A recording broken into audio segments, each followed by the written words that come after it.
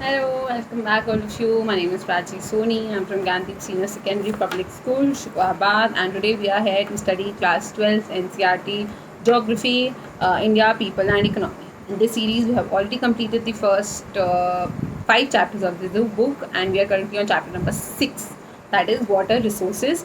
And in this chapter also, first part of the chapter is already uploaded. You can watch it. Today we will be continuing with the chapter. Yesterday we talked about the available resources of water requirements, or the areas through which we can actually acquire the water resources. Nextly, we would be talking about water demand and utilization. So India has traditionally been an agrarian economy.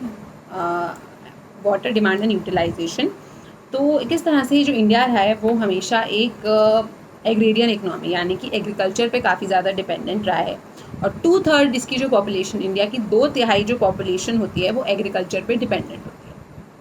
2/3 of its population is dependent on agriculture. Hence, development of irrigation to increase agriculture production has been assigned a very high priority. और इसलिए 5 year plans में India के agriculture को काफ़ी high priority दी जाती है. Multipurpose river valley projects जैसे कि Bhakra Nangal dams, Damodar valley, Nagarjuna Sagar, Indira Gandhi canal, ये सारे डैम्स बनाए गए ताकि एग्रीकल्चर को टाइमली पानी प्रोवाइड किया जा सके, ताकि इंडिया की जो वाटर डिमांड है, उसकी जो इरिगेशनल नीड्स हैं, उसको फुलफ़िल किया जा सके. एज़ जो आपकी ये फिगर आपके सामने आई है, इसमें आपको दिख रहा है जो एग्रीकल्चर है वो सबसे ज़्यादा पानी कंज्यूम करती है आपकी, चाहे वो सरफेस वाटर हो चाहे वो ग्राउंड वाटर हो, दोनों की आप देखो 92% है आपका ग्राउंड वाटर और 89% आपका सरफेस वाटर कंक्लूड कर रही है.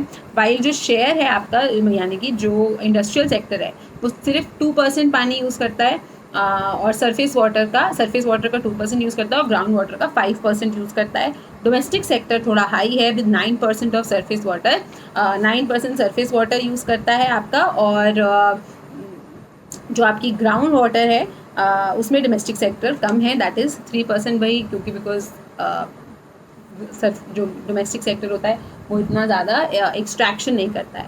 पर जैसे जैसे धीरे धीरे आपकी जो agriculture sector in total water utilisation higher है काफ़ी सारे सेक्टर से, बट धीरे धीरे डेवलपमेंट के साथ जो डोमेस्टिक सेक्टर्स आप देखो किस तरह से लोग अपने अपने घरों में समर लगाने लग गए हैं, तो इसकी वजह से इंडस्ट्रियल और डोमेस्टिक सेक्टर में आपके पानी की यूटिलाइजेशन टाइम के साथ साथ इंक्रीज होने के चांसेस हैं.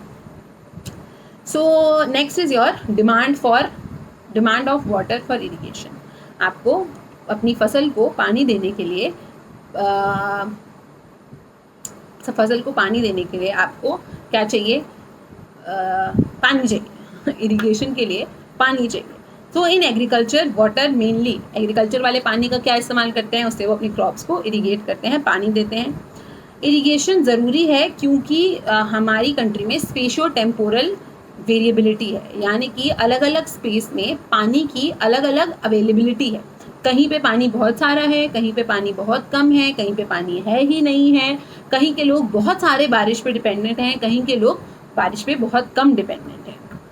तो रेनफॉल की वेरिएबिलिटी के कारण, रेनफॉल में ऊपर नीचे गिरावट उचावट के कारण आपकी पानी की इरिगेशन की ज़रूरत पड़ती है.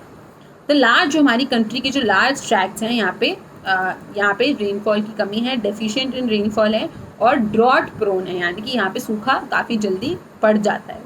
जो नॉर्थ वेस्टर्न इंडिया है और जो डेक्कन प्लेट्यू है, आपके नॉर्थ वेस्टर्न इंडिया यानी कि राजस्थान या आपका रन ऑफ कच्छ जो गुजरात का एरिया है, नॉर्थ वेस्टर्न इंडिया, और जो डेक्कन प्लेट्यू है आपका, ये ऐसे कुछ एरियाज़ हैं जो कि आर सच एरियाज जिसमें सूखा पड़ा रहता है, ड्रॉट की सिचुएशन रहती है. Winter and summer seasons are more or less dry in most parts of the country. जो विंटर और समर सीजन्स हैं वो आपके most part of the country में काफ़ी सूखे रहते हैं, ड्राई रहते हैं. Hence it is difficult to practise agriculture without a assured irrigation during dry season. इसीलिए जो विंटर और समर सीजन हैं ज़्यादा ड्राई सूखे रहते हैं, इसीलिए एग्रीकल्चर प्रैक्टिस करना बिना पानी के सूखे में बहुत ही मुश्किल है. इवन जो एरियाज़ हैं जहाँ पे बहुत बारिश है, जैसे कि आपकी वेस्ट बंगाल हो गया, बिहार हो गया, यहाँ पर भी अगर रेनफॉल मानसून का फेलियर हो जाए, यानी कि बारिश इनको एडिक्वेट ना मिले, तो यहाँ पे भी ड्राई स्पेल्स हो जाता है, यानी कि सूखा पड़ने की सिचुएशंस आ जाती है, जो कि एग्रीकल्चर के लिए अच्छा नहीं है. एक एक क्रॉप की कुछ वाटर नीड्स होती हैं जिसके लिए इरिगेशन नेसेसरी हो जाता है। फॉर इंस्टेंस जो राइस है, शुगर केन है, जूट है, इनकी वाटर डिमांड, इनकी वाटर जो सब डिमांड है, इनको पानी काफ़ी हाई अमाउंट में चाहिए होता है। इनको पानी नहीं मिलेगा तो ये ग्रो नहीं कर पाएंगे। Provision of irrigation makes multiple cropping possible. और पानी मिल जाएगा तो आप एक ही खेत में बहुत सारी फसल उगा सकते हो, मल्टीपल क्रॉपिंग कर सकते हो, चावल, गेहूँ, सब कुछ साथ में उगा सकते हो depending on the availability of water. It is all ऐसा भी ढूंढा गया है कि जो इरीगेटेड लैंड्स हैं have higher agriculture productivity than unirrigated lands, यानी कि जिन ज़मीनों को पानी ज़्यादा मिलता है, जिन पे इरीगेशन हो पाता है, वो ज़्यादा प्रोडक्टिव होती हैं, यानी कि वो ज़्यादा प्रोडक्टिविटी रिलीज करती हैं कंपेयर टू दी एरियाज और लैंड जो कि अनइरीगेटेड होता है, यानी कि जो कि सिर्फ बारिश पे डिपेंडेंट होता है। फर्दर जो हमने हाई यील्डिंग वेराइटी सीड्स को यूज़ करना शुरू किया, या मैंने आपको एग्रीकल्चर वाले चैप्टर में बताया था कि हाई यील्डिंग वेराइटी सीड्स आ तो गई बट उनको बहुत हाई अमाउंट में पानी की ज़रूरत होती थी, इनको रेगुलर मॉइस्चर यानी कि रेगुलरली पानी की रिक्वायरमेंट होती थी, जिसकी वजह से इरिगेशन सिस्टम्स डेवलप करने की ज़रूरत पड़ी। In fact, this is why that green revolution strategy of agriculture development in the country has largely been successful in Punjab। और इसी के कारण जो हमारी ग्रीन रेवोल्यूशन की स्ट्रैटेजी है वो पंजाब, हरियाणा, वेस्टर्न उत्तर प्रदेश, इन सारे इलाकों में काफ़ी सक्सेसफुल हुई, क्योंकि यहाँ पे इन्होंने सीड्स तो अडॉप्ट कर ली पर इनके पास रिवर्स थी, इनके पास बारिश आ रही थी, तो इन्होंने उस चीज़ को रिवर्स और पानी की बारिश की मदद से इरिगेशन किया, हद इरिगेशन किया, लार्ज अमाउंट में इरिगेशन किया, और आज इनको इसके रिपरकशंस मिल रहे हैं, क्योंकि इरिगेशन, इतनी ज़्यादा इरिगेशन करने की वजह से अब इनकी जो सॉइल की क्वालिटी हो गई है वो धीरे धीरे करके ख़राब हो रही है। पंजाब, हरियाणा और वेस्टर्न उत्तर प्रदेश में 85% ऑफ नेट सोन एरिया, यानी कि इनका जो net sown area total percentage of agriculture land, उसका 85% एरिया अंडर इरीगेशन है, मतलब 85% इलाके में ये पानी प्रोवाइड कर सकते हैं। जो वीट और राइस है वो mainly grow with the help of irrigation, और जो वीट और राइस यहाँ पे ग्रो होती है वो एग्रीकल्चर यानी कि आपके इरीगेशन की वजह से ही ग्रो हो पा रही है, वरना ग्रो नहीं हो पाती। Of the total net irrigated area, 76% in Punjab and 51.3% in Haryana are irrigated through wells and tube wells। ये कह रहे हैं कि 76% इलाका पंजाब का और 51% इलाका हरियाणा का, यहाँ पे पानी किससे दिया जाता है? वेल्स और ट्यूब वेल्स, यानी कि ground water utilisation. Ground water से पानी दे रहे हैं, इसीलिए तो ग्राउंड वाटर सबसे ज़्यादा यूज़ कर रहे हैं। वेल्स, कुआँ, वो तो नीचे का ही पानी लेकर आता है। दिस शोज दैट ये जो एरियाज़ हैं ये यहाँ पे large proportion of ground water के पोटेंशियल को यूज़ कर रहे हैं, जिसकी वजह से ग्राउंड वाटर का डिप्लीशन हो गया है, पानी जो है उसकी क्वांटिटी कम हो गई है इन स्टेट्स में। The share of area irrigated through wells and tube wells is also very high, मतलब जिस अमाउंट से ये इरीगेशन कर रहे हैं वो भी बहुत ज़्यादा हाई है इन दी स्टेट्स गिवन। जैसे कि आपकी गुजरात में 86% एरिया आपका, राजस्थान में आपका 77.2% एरिया, मध्य प्रदेश में 66, महाराष्ट्र में 65, यूपी में 58, वेस्ट बंगाल में 57, तमिलनाडु में 54, यानी कि ये कंट्रीज़ अपना मोर देन 50% पानी ग्राउंड वाटर को यूटिलाइज कर रही है, and that is the reason जो आपका ग्राउंड वाटर है उसकी अमाउंट इतनी कम हो गई। ये जो ओवर यूज़ कर रहे हो आप ग्राउंड वाटर रिसोर्सेज को, इसकी वजह से हमारा ground water table, ground water table क्या होता है? ये ज़मीन थी, पहले यहाँ तक पानी था, अब पानी इतना ही रह गया है बस नीचे, पहले इतना था अब इतना रह गया, तो इसको क्या कहते हैं? ग्राउंड वाटर टेबल का रिडक्शन होना। इनफैक्ट ओवर विड्रॉल्स इन सम स्टेट्स, यानी कि जो आप इतना पानी ले लिया आपने राजस्थान, महाराष्ट्र जैसे इलाकों में कि यहाँ पे फ्लोराइड का कंसनट्रेशन बढ़ गया ग्राउंड वाटर में। अभी ये कैसे हो गया मैडम? ऐसा हुआ, आपने अपने क्रॉप को, आपने अपने खेती बाड़ी करी, उसमें आपने फर्टिलाइजर्स, केमिकल्स और ये सब डाल दिया, अब वो पानी सोख होकर वापस ग्राउंड में जा रहा है। अब क्या हो रहा है? पहले इतना सारा पानी था, इतना सारा यहाँ तक पानी भरा हुआ था, तो इसमें थोड़ा सा अगर फ्लोराइड मिक्स भी हो जाता था तो कुछ खास फर्क पड़ता नहीं था। अभी आपने इतना सा पानी छोड़ा, अब इतने से पानी में, पहले इतना पानी में 5% फ्लोराइड था, अब इतने पानी में 5% फ्लोराइड है, जो कि अब हो गया है डेंजरस, जिसकी वजह से फ्लोराइड कंसंट्रेशन इंक्रीज हो गया है, और इसकी वजह से आर्सेनिक एक तरीके का केमिकल होता है जो आपके वेस्ट बंगाल और बिहार में आपका बढ़ गया है। इमर्जिंग वाटर प्रॉब्लम्स, पानी की कमी, पानी की दिक्कत सबको होती है। पानी की किल्लत इज समथिंग जिससे कोई नहीं बचा है, every one has gone through it. So the per capita availability of water is dwindling, यानी कि बहुत ही खतरनाक तरीके से नीचे गिरती जा रही है डे बाय डे। सिंपल सा रीज़न, हर चीज़ का कारण एक ही है, हमारी बढ़ती जनसंख्या। तो इंक्रीजिंग पॉपुलेशन की वजह से आपका ये डे टू डे पानी की जो अवेलेबिलिटी है गिरती जा रही है। The available water resources are also getting polluted with industrial, agriculture and domestic affluence.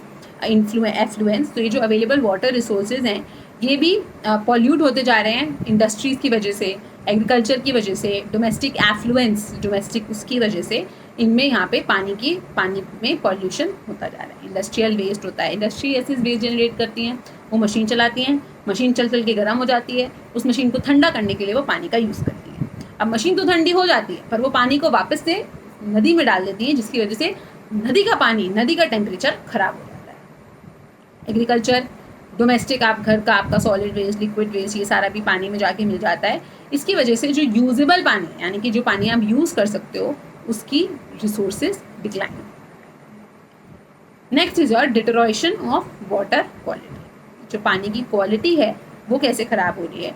जो वाटर क्वालिटी का मतलब क्या होता है कि पानी कितना प्योर है, यानी कि इस पानी में इस अगर ये बॉटल भर के पानी है और इसमें अगर 10% इनइक्वालिटीज़ हैं, 10% इम्प्योरिटीज़ हैं, और इतना पानी है जिसमें 10% इम्प्योरिटीज़ हैं, कौन सा पानी ज़्यादा डेंजरस है? इतना वाला। ये डायरेक्टली ये तो ऐसे होगा कि आप इम्प्योरिटीज़ ही अंदर ले रहे हो, पानी में इम्प्योरिटीज़ मिला दी, इम्प्योरिटीज़ में पानी मिला दिया है, ना कि पानी में इम्प्योरिटीज़। और ये क्या है? सो प्योरिटी ऑफ वाटर, यानी कि पानी कितना प्योर है, साफ़ है, उसको हम वाटर क्वालिटी बोलते हैं। मतलब कि जो भी फॉरेन सब्सटेंसेस, मतलब जिन भी चीज़ों की पानी में ज़रूरत नहीं है, पानी प्योर होना और पानी न्यूट्रिएंट्स रिच होना में दोनों में फ़र्क है। आप एकदम प्योर पानी भी पियोगे तो उससे आपको कोई फ़ायदा नहीं होगा, जिसको हम डिस्टिल्ड वाटर बोलते हैं, that is of no use. Nutrient rich पानी होना ज़रूरी है। फॉरेन सब्सटेंस इनका क्या मतलब है? वो चीज़ें जिनकी पानी में ज़रूरत नहीं है पर वो है, तो उसको हम इम्प्योर पानी बोलते हैं। वाटर पॉल्यूट होता है आपके फॉरेन मैटर्स से, जैसे कि आपके micro organisms, chemicals, industries, other waste.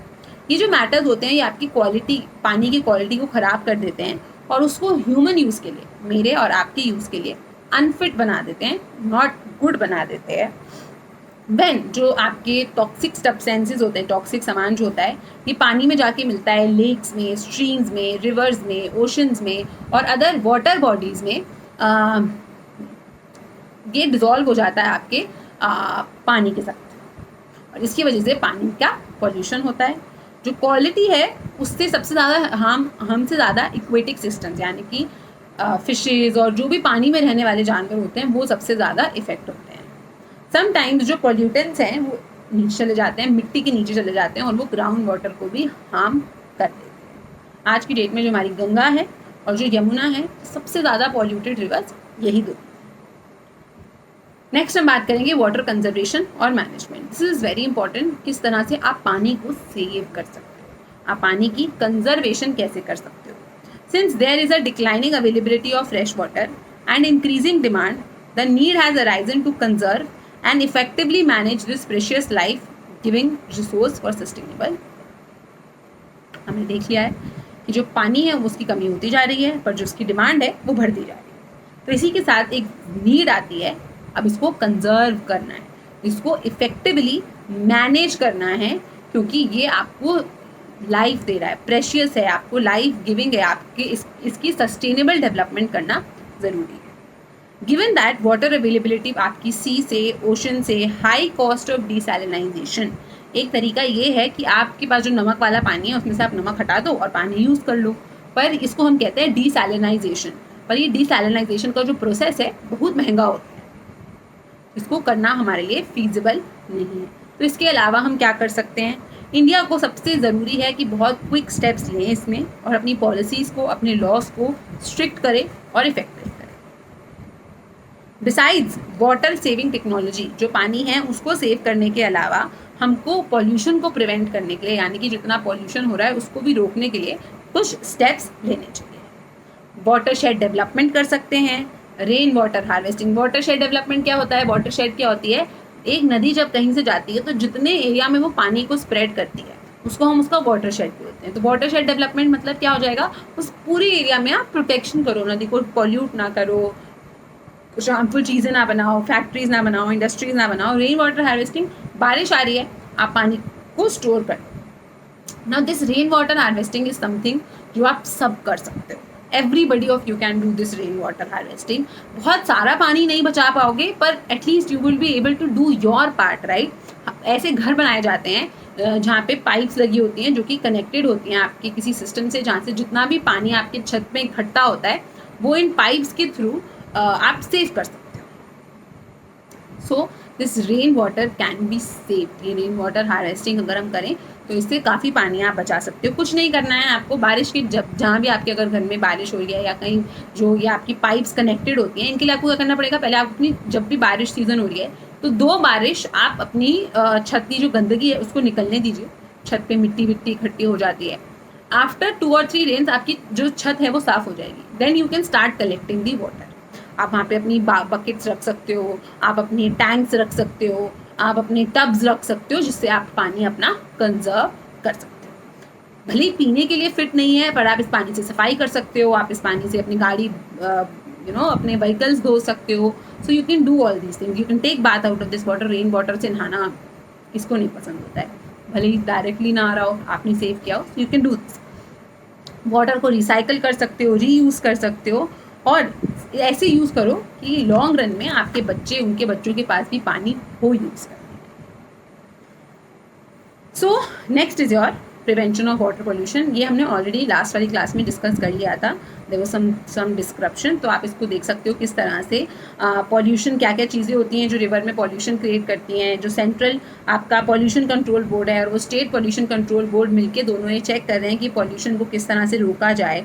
आपकी जो कुछ रिवर्स जैसे कि यमुना नदी दिल्ली इटावा के पास, साबरमती नदी अहमदाबाद, गोमती नदी लखनऊ, काली नदी और अडैयर नदी, कोहुम नदी, वैगई नदी मदुरई की, मूसी नदी, ये सारी नदियाँ काफ़ी पॉल्यूटेड हैं। इनको कंट्रोल करना जरूरी। इसी के लिए सरकार ने कुछ स्टेप्स लिए हैं, जैसे कि आपका water prevention and control of pollution act 1974, फिर आपका लिया है ये एनवायरमेंट प्रोटेक्शन एक्ट ऑफ 1986, और ये कुछ एक्ट्स हैं जो सरकार ने किए हैं पॉल्यूशन को कम करने के लिए। एक्ट्स बहुत बन गए हैं, कंट्रोल कुछ खास हुआ नहीं है। नमामि गंगे प्रोजेक्ट है, आई गेस इसमें नहीं दिया है।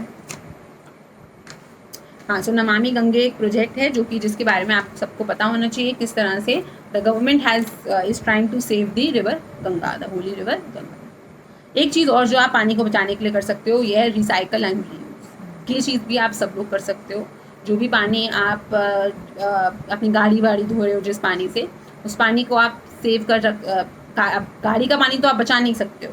सो आप गाड़ी जिस पानी से धो रहे हो उसको आप सेव कर सकते हो। जैसे आपने धोया तो आप इस तरह से धो कि वो पानी कंसनट्रेट होकर आपके गार्डन में या आपके उधर ही जाए। मतलब आप इस तरह से पानी को यूज़ कर सकते हो कि गार्डनिंग में, क्योंकि मिट्टी तो लगी होगी आपके व्हीकल के ऊपर, ज़्यादा से ज़्यादा क्या होगा, मिट्टी होगी, डस्ट होगी, तो वो गार्डन में चली भी जाएगी, तो उससे कोई इशू नहीं है। सो अनदर वे है जिससे आप पानी की अवेलेबिलिटी को इंक्रीज़ कर सकते हो है रिसाइकल और रीयूज़। तीसरा भी होता है इसमें रिड्यूस। आप खुद पानी की थोड़ा बहुत ज़्यादा यूज़ मत करो, कोशिश करो मिनिमम टू मिनिमम पानी से नहाओ। और हमने बचपन में पढ़ी थी टेक्निक थी किस तरह से जो फ्लश होता है आपका टॉयलेट का, उसमें इंस्टेड ऑफ पूरा फ्लश इतना सारा भरता है, इतने सारे पानी की ज़रूरत नहीं होती। आप एक प्लास्टिक का बड़ा 2 लीटर का बॉटल लगा सकते हो, इतना ही पानी भरे और उससे फ्लश हो जाए। तो ये सारे कुछ तरीके हैं जिनसे आप पानी की सेफ्टी कर सकते हो। Use of water of lesser quality such as reclaimed waste water would be एक अट्रैक्टिव ऑप्शन है आपके लिए इंडस्ट्रीज़ को। जैसे कि जो वेस्ट वाटर है आप आसपास की इंडस्ट्रीज़ में, जो अगर जैसे जो वर्कर्स हैं वहीं आसपास रह रहे हैं, वो जो नहाने वाने के लिए पानी यूज़ करें, आप सेम पानी से अपनी मशीन धो सकते हो। रिक्लेम कूलिंग करने के लिए, फायर फाइटिंग के लिए, ऐसा रीयूज़ किया हुआ पानी आप देख सकते हो। आपको बहुत ज़्यादा प्योर वाटर की ज़रूरत नहीं है। सिमिलरली जो अर्बन एरियाज़ हैं, यहाँ पे जो बाथिंग करने के बाद, वॉशिंग करने के बाद, इस पानी को आप गार्डनिंग में यूज़ कर सकते हो। Water use for washing vehicles, जो आपका सब आप जिनसे अपने गाड़ी वगैरह धोते हो, आप इसको यूज़ कर सकते हो गार्डनिंग के लिए। इससे पानी की कंजर्व हो जाएगा, गार्डनिंग में डालोगे तो ग्राउंड वाटर भी सही हो जाएगा और आपके लिए ज़्यादा पानी बचेगा जिसको आप पी सको। करंटली जो वाटर रिसाइकलिंग है वो बहुत लिमिटेड स्केल पे, यानी कि बहुत छोटे स्केल पे प्रैक्टिस किया जाता है। हाउएवर काफ़ी स्कोप है जिससे हम पानी की क्वालिटी को रिसाइकल करके इंक्रीज कर सकते हैं। So that's it for today. ये जो watershed management, rain water harvesting, ये पूरा कॉन्सेप्ट थोड़ा डिफरेंट है ऑल टुगेदर। इसको हम नेक्स्ट क्लास में डिस्कस करके we would be ending this chapter है। Thank you for watching. Please hit the like button, do subscribe the channel, press the notification bell so that you get the notification of whenever I upload the video, and also do like, comment, leave your compliments and suggestions in the comment box. Thank you and have a nice day.